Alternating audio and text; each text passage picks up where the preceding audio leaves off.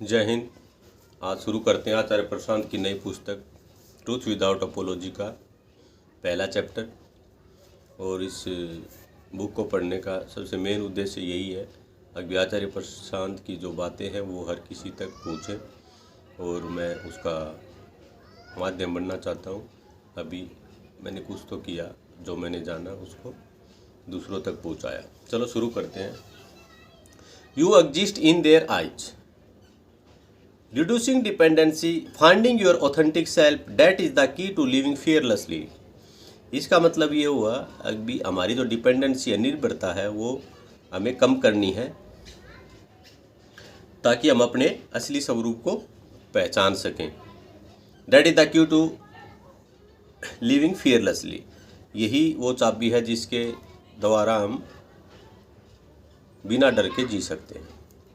When you blindly accept what the world says about you, you hand it power. You make the world your judge and your master। जब हम blindly accept करते हैं, हम accept that world says about you, अभी संसार तुम्हारे बारे में कुछ कहेगा, कोई दूसरा तुम्हारे बारे में कुछ कहेगा, तो हम क्या करते हैं, हम उसको अपना स्वामी बना लेते हैं, हम उसका न्यायाधीश बना लेते हैं। अभी वो हमारे बारे में क्या कह रहा है तो हम खुश हो जाते हैं। कभी अच्छा कहता है, कभी गलत कहता है। अच्छा कहता है तो हम उड़ने लग जाते हैं, बुरा कहता है तो हम मायूस हो जाते हैं। तो आचार्य जी कहते हैं कि दूसरे के ऊपर डिपेंड मत रहो, अपने आप देखो हमें करना क्या है, हमारा स्वभाव है मुक्ति, आगे बढ़ते हैं। The way our species has evolve, the way we are born, we lack direct vision of our self. इसमें बताते हैं कि जैसे जैसे जिस तरह से हमारी प्रजाति विकसित हुई है, जिस तरह से हम पैदा हुए हैं, हमें खुद को देखने, सीधे देखने की क्षमता नहीं है। We can not see our self inwardly, हम अपने आप को अंदरूनी तरीके से अंदरूनी नहीं देख सकते हैं। So we rely on others, इसलिए हम दूसरों के ऊपर ज़्यादा भरोसा करते हैं। We look at our self through their eyes, हम दूसरे की आंखों से अपने आप को देखते हैं। उसने मेरी प्रशंसा की, हाँ आज मैं अच्छा लग रहा हूँ, आज मैं सुंदर लग रहा हूँ, तभी हम खुश हो जाते हैं। तो ये अच्छी बात नहीं है। And the moment we do that, जिस मोमेंट हम ऐसा सोचने लग जाते हैं कि वो हमारी तारीफ करे तभी हम अच्छे हैं, वी बिकम इनस्लेव्ड, उसी टाइम हम क्या बन जाते हैं, दास बन जाते हैं उनके। Our very sense of existence now depend on the, अब बात खतरनाक हो रही है। हम दूसरे पर निर्भर रहते हैं, हमारे अस्तित्व का एहसास अब उन पर निर्भर करता है। हमारा एग्जिस्टेंस अब उनके ऊपर निर्भर करने लग जाता है कि वो हमारे बारे में क्या सोच रहे हैं, वो हमें कैसा, किस नज़र से देख रहे हैं। तो फिर हमारा तो अस्तित्व कुछ बचता ही नहीं है। हमें अपने आप को जानना है, मेन उद्देश्य यही है। टेरिबल, ये चीज़ भयानक है। आचार्य जी कहते हैं कि ये चीज़ भयानक है, हम दूसरे को अपना स्वामी बना लेते हैं। यस बट ट्रू, यही सच है, ऐसा ही है। हम अपने आप को देखेंगे, अभी हम दूसरों के कारण ही ज़्यादा चलते हैं। शरीर, समाज और संयोग के अनुसार ही हम अपने जीवन व्यतीत कर रहे हैं। उसी चीज़ को यहाँ बताया गया है। Where there is dependence there must be fear. जब भी हम निर्भर होंगे, दूसरे के ऊपर आश्रित होंगे, तो हमारा डर बढ़ जाता है। और कोई कारण नहीं है हमारे डर का बढ़ने का। हम दूसरे को अपना स्वामी बना लेते हैं, हम उसके ऊपर आश्रित हो जाते हैं। Is it still a mystery why we are afraid of others.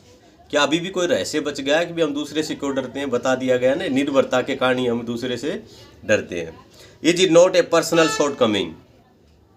आचार्य जी बता दें, it is not a personal, ये एक व्यक्तिगत कमियां नहीं है। It is the universal consequence of psychological dependence. ये एक आदमी के डर नहीं है, एक आदमी के अंदर डर नहीं है, यह मनोवैज्ञानिक का एक सार्वभौमिक परिणाम है। साइकोलॉजिकल चीज़ें हैं ये। If you want to live without fear you must investigate your dependency. अगर तुम्हें बिना डर के जीना है तो तुम्हें इन्वेस्टिगेट करना पड़ेगा, उन्हें जांच पड़ताल करनी पड़ेगी, तुम कहाँ डिपेंड हो, किस पर कितने आश्रित हो। Ask where have I outsource my sense of worth. तुम्हें ये पूछो, मैंने अपनी आत्म सम्मान की भावना कहाँ आउटसोर्स की है। सेंस ऑफ वर्थ को कहाँ हमने आउटसोर्स कर दिया, अपने आत्म सम्मान की भावना को। कोऑपरेशन इज ब्यूटीफुल, सहयोग तो सुंदर है ही। कोलैबोरेशन इज नेसेसरी, और सहयोग हमें दूसरे को करना भी चाहिए। But existential dependence is bondage, अगर हमारा अस्तित्व किसी दूसरे के ऊपर आश्रित हो जाता है तो वो क्या बन जाता है, वो बंधन बन जाता है। जैसे मान लो कभी कभी हम सोचते हैं यार मेरा फ्रेंड स्कूल नहीं जा रहा तो मैं भी नहीं जा रहा हूँ। कभी कभी हम ये सोचते हैं यार मुझे एक्सरसाइज करना है लेकिन मेरा पार्टनर मुझे नहीं मिल रहा है। तो ये क्या है, एग्जिस्टेंशियल, मतलब मेरा तो कोई एग्जिस्टेंस ही नहीं है, फिर मेरा दोस्त ही है सब कुछ। मेरा दोस्त जाएगा तो मैं जाऊँगा, मेरा क्या है भाई। तो ऐसा नहीं होना है। ये मैंने एग्जाम्पल दिया है और बहुत से एग्जाम्पल हो सकते हैं। A business needing raw materials is natural. एक बिजनेस को चलाने के लिए कच्चा माल हमें चाहिए, ये नेचुरल है, प्राकृतिक है। But the mind needing approval to feel worthy. लेकिन अब मन को खुद को लायक महसूस करने के लिए अप्रूवल की जरूरत क्यों होती है? सामान को बनने के लिए तो हमें रॉ मटेरियल चाहिए, लेकिन मन को अप्रूवल की क्यों ज़रूरत होती है? दूसरे से अप्रूवल की क्या ज़रूरत पड़ती है? डैट इज सिकनेस, ये एक बीमारी है। The body can be part of society. हमारी बॉडी सोसाइटी का हिस्सा हो सकती है। You can live among people, work with them, speak with them. हम उनके साथ रह सकते हैं, खाना पीना खा सकते हैं, सारी चीज़ें हमें उनके साथ ही करनी है। But you can do all that while being inwardly free. लेकिन क्या तुम अपने आप को इनवर्डली फ्री करते करते ये सब कर सकते हैं? तो आचार्य जी कह रहे हैं हम उनके साथ रहना भी है, घुलना फिरना भी है, लेकिन इनवर्डली हम फ्री होने चाहिए। वाई नॉट, क्यों नहीं, हम रह सकते हैं। We must relatedness come at the cost of your sovereignty.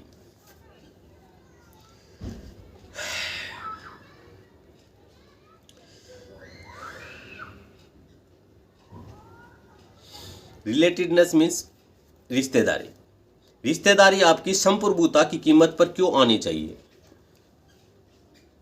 We must relatedness come at the cost of sovereignty. अभी हम किसी से अगर रिश्ता बना रहे हैं तो हमारी संप्रभुता के ऊपर क्यों बात आ रही है?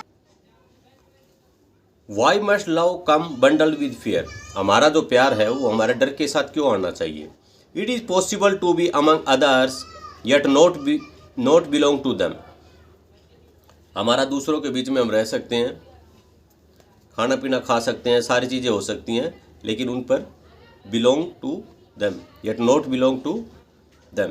Possible to listen yet not be swayed. दूसरों के बीच रहते हुए भी उनसे जुड़ा हुआ महसूस न करना संभव है। सुनना संभव है फिर भी प्रभावित न होना। No yet not be swept. सुन लो उनको, लेकिन ऐसा नहीं है कि किसी ने कुछ बात बोल दी तो हम उनसे नाराज़ हो गए और अपना जो काम कर रहे थे उसको करना छोड़ दिया। Possible to seek feedback with humility. विनम्रता से फीडबैक मांगना फिर भी उसमें प्रभावित न होना मुमकिन है, यही असली निडरता है। Possible to seek feedback with humility yet not be possessed by it, this is real fearlessness. यही असली निडरता है। अब बहुत ही छोटा चैप्टर था, you exist in their eyes. अब हमने चैप्टर ख़त्म कर दिया है, तो इसमें आपको कुछ समझ में आया होगा तो आप एनालाइज कीजिए। अभी हमारे जो निर्भरता है किसके ऊपर डिपेंड है, उस निर्भरता को धीरे धीरे करके शुरुआत करिए, उसको कम करिए और निडर बनने के लिए आगे बढ़िए। और यही इस चैप्टर का मेन उद्देश्य है। दूसरों के ऊपर डिपेंड नहीं रहना कि दूसरा हमारी तारीफ़ कर रहा है तो हम खुश हो जाएं, इस टाइप में अपना बलबूते पर हमें जीवन को व्यतीत करना है। और ये आज ये पहला चैप्टर और कुछ गलतियां हो तो माफ़ करना। धीरे धीरे I will improve and you should also start studying this book. अगर अभी ख़रीदी नहीं है तो you can purchase it from Amazon. It will improve your reading and English speaking also. So it is very helpful, written by the Acharya Prashant. So no problem, if you can't purchase, I will help you. I will read out full book one by one chapter. और आपको अच्छा लगे तो इस बात को forward करना दूसरों को, like share and subscribe. Thank you, have a nice day.